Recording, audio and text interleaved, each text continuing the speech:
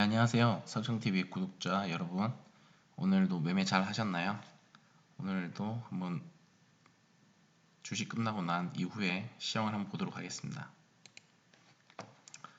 오늘 3월 18일 시황을 한번 돌아보면 코스피장은 지금 0.6일 상승 마감했고 외국인 기관 순매수 오늘 했고요. 그 다음에 코스닥 시장 0.64% 상승 마감, 기관은 순매수 했는데 개인 외국인은 순매도로 오늘 장을 마쳤습니다.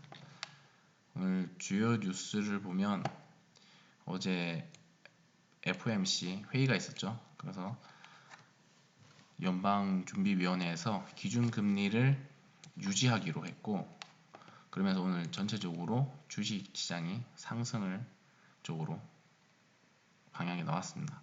그 미국 성장률이 원래 기존의 4.2%에서 6.5%로 대폭 상향을 조정했습니다. 그리고 이제 인플레이션 이 부분에 대해서 일시적인 현상으로 테이퍼링, 양적 완화 축소가 아직은 시기상조라고 얘기를 하면서 시장이 전체적으로 좋은 방향으로 끝났죠. 오늘 주요 테마를 보면 가상화폐, 가상화폐 관련된 지금 비트코인이 약 7천만원 언저리에서 왔다 갔다 하는 것 같아요. 저번에 7천 넘었다가 좀 눌림 주고, 그리고 이제 그러다 보니까는 지금 가상화폐 관련주들이 좀 이렇게 상승을 보이는 모습 보였고, 그다음에 윤석열 관련주 아이크래프트, 서현진도, 서현탑, 메탈. 앞으로 이제 대선이 이제 약 1년 정도 이제 남았죠. 그래서 현재 상태로 윤석열이 6월 달에 출판 기념회 이런 걸 한다는 얘기가 있어요. 그래서 아마 이제 윤석열이 그런 모습을 보이는 거 보면은 아마 대선에 나올 것 같아요. 그래서 이제 대선 관련된 윤석열 관련된 종목들, 그다음에 이제 이재명, 그 둘이가 아마 이낙연도 있는데 이낙연은 보다는 이제 이재명하고 윤석열 그렇게 아마 좁혀지지 않을까 생각이 되고, 또 새로운 인물이 나올 수도 있는데 현재 상태는 그러면서 이제 대선 관련된 종목들이 아마 대선이 가까우면은 이번 4월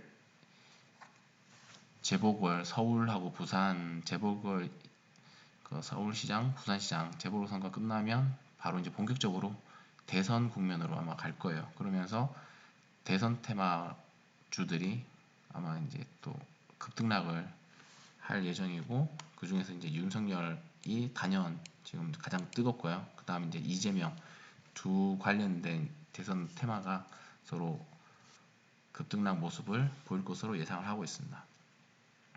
오늘 상한가 종목을 보면 코스피에서는 SK 바이오사이언스죠.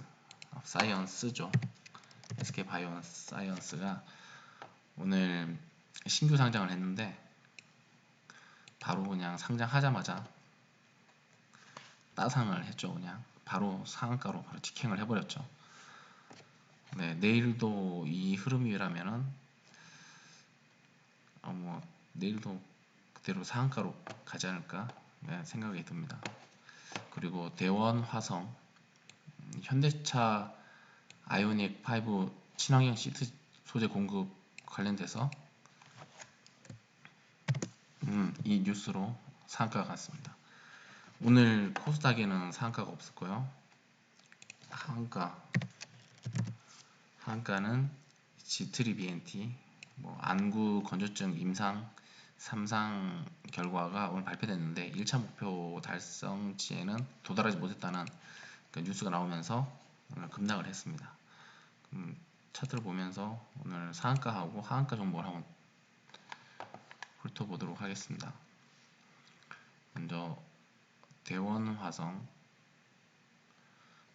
같은 경우는 지금 843억 시총이 되고요.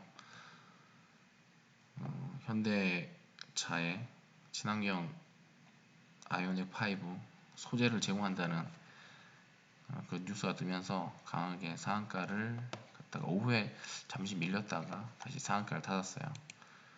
그리고 지금 거래량은 지금 거래대금 보면은 920억 정도가 나왔고, 전체적으로 보면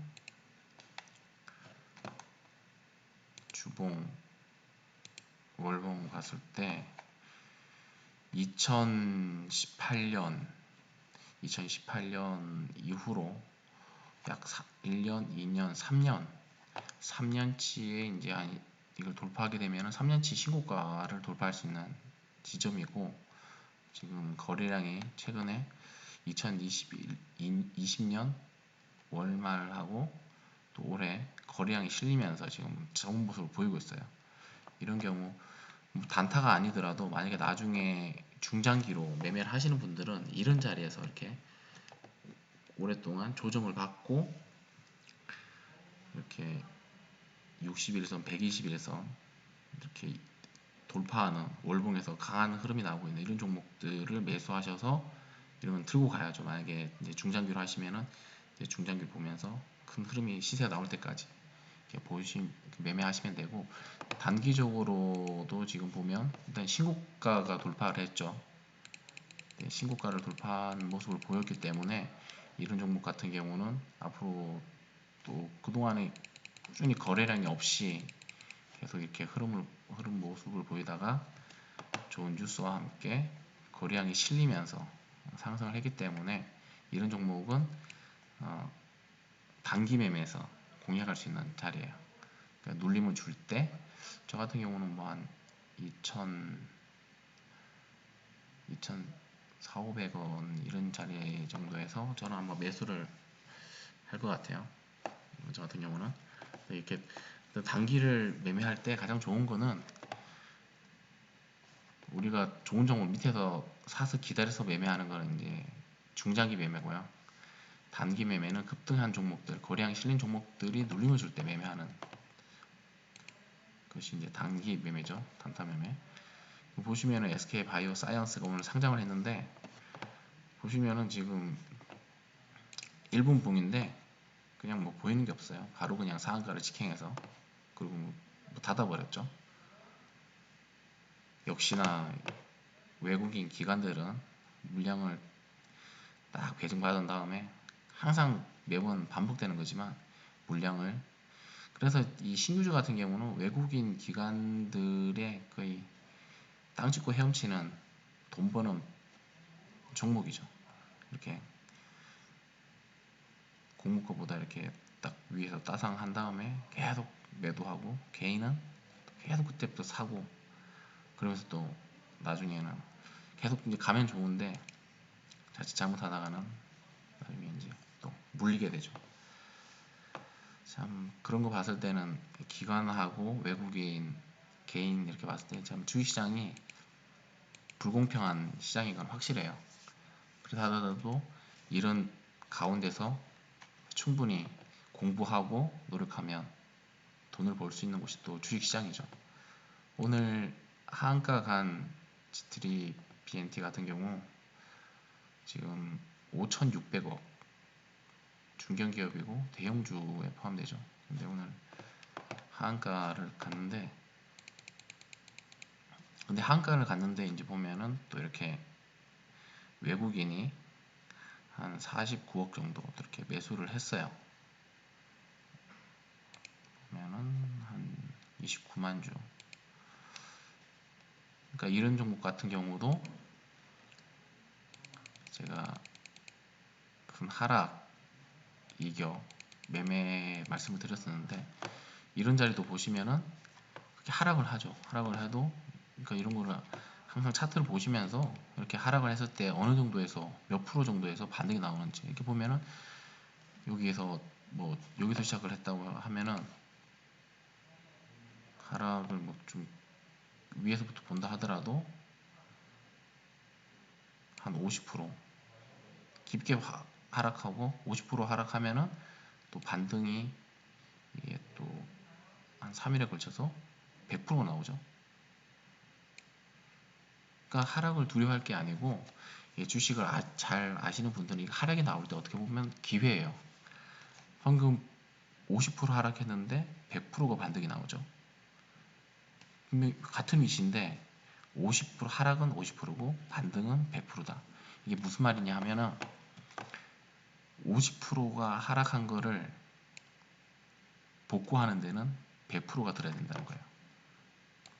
다른 말로 하면은 이 눌림 자리에서 매수를 하게 되면은 이 같은 자리까지 가는데 50% 하락한 거가 나중에는 여기서 사게 되면은 100% 수익이 난다는 거예요. 100%까지.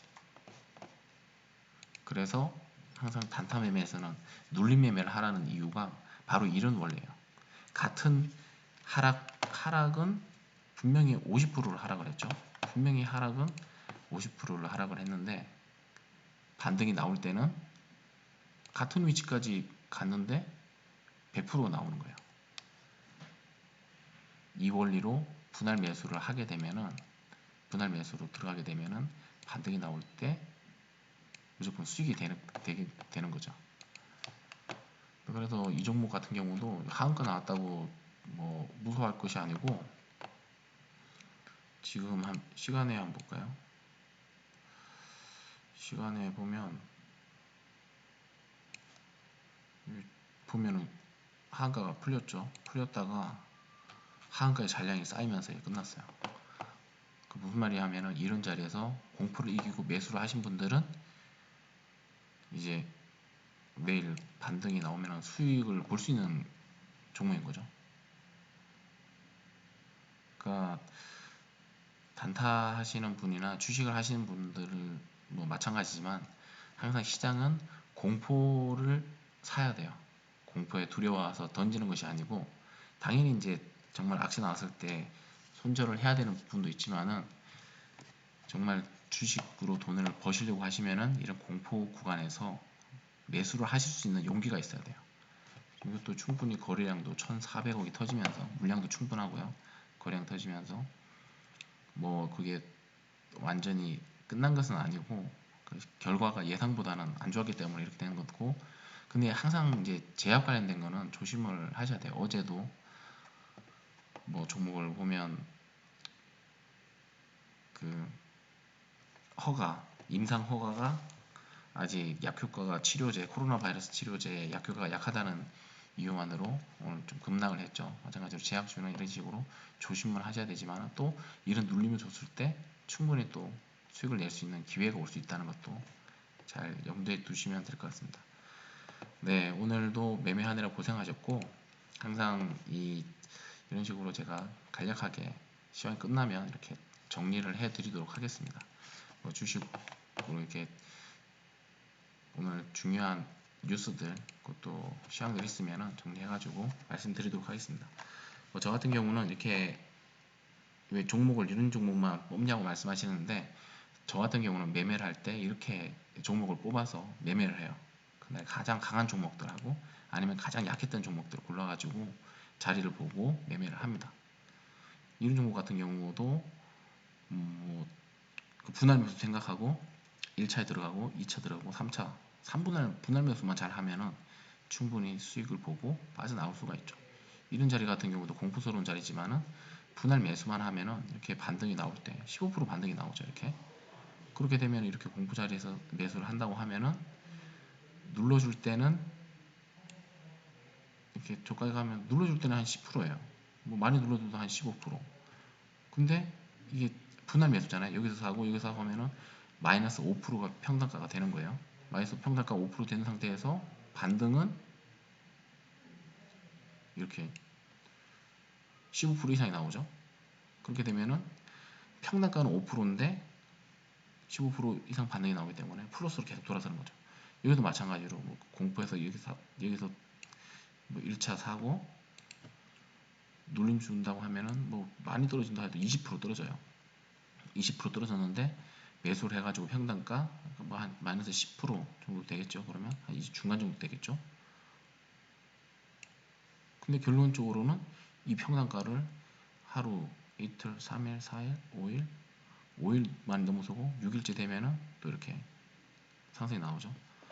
뭐 이런 자리는, 근데 중요한 건 이렇게 그냥 자리를 봐서 말씀을 드린 건데, 근데 이렇게 옆으로 이렇게 흐르는 종목들은 안 좋아요. 이런 자리는, 이런 옆으로 흐르는 자리는 안 좋기 때문에 이렇게, 근데 오늘은 시원하게 바로 다이렉트로 그냥 이렇게 이격을 많이 줬기 때문에 이런 자리는 괜찮은 거고, 이렇게 흐르는 자리들 있잖아요. 이렇게 흐르는 자리들은 자리가 안 좋습니다. 종목들.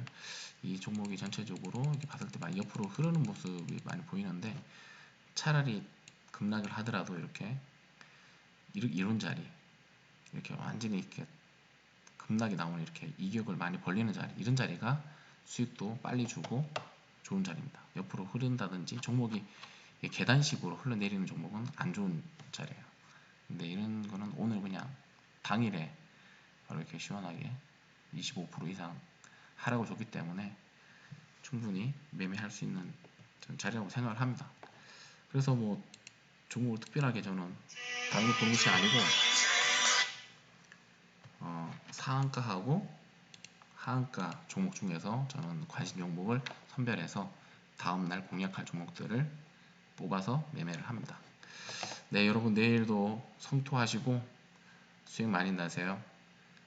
네, 그리고 구독과 좋아요 많이 부탁드리겠습니다. 감사합니다.